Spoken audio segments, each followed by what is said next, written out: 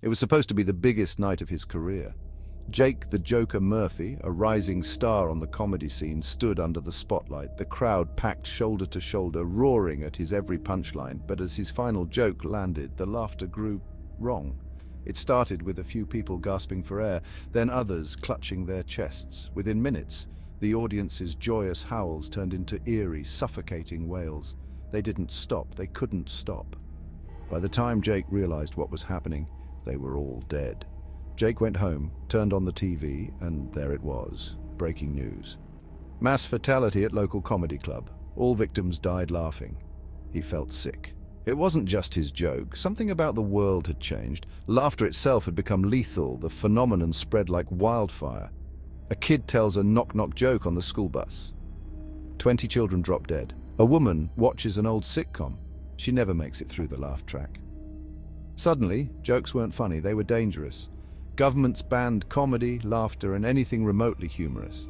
TV stations cut all reruns of sitcoms. Theaters burned old comedy specials.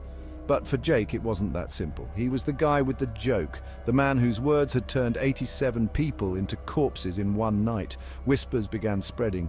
That comedian is still out there. Parents warned their kids about him like he was a ghost story. Don't listen to strangers, or you might hear his joke.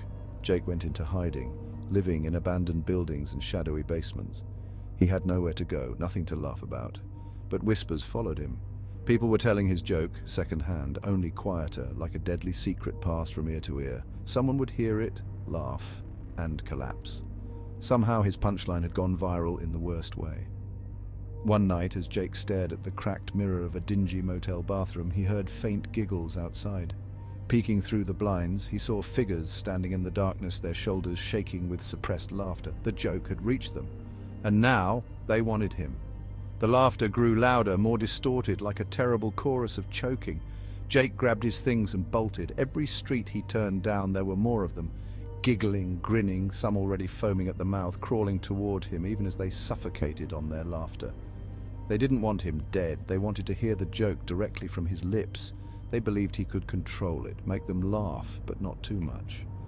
That night, Jake realized something horrifying. It wasn't just the joke that was killing them, it was him. Somehow his voice carried a curse, and the joke was only its delivery. No matter how far he ran, his words would always find a way to kill, and in the end he couldn't stop it. Jake opened his mouth one last time, told the joke to his own reflection, and laughed himself to death. No one ever heard the full joke again. But its echoes remained in dark corners of the world. If you listen closely, some say you can still hear Jake's laugh on the wind, and if you're not careful, you might laugh along with him.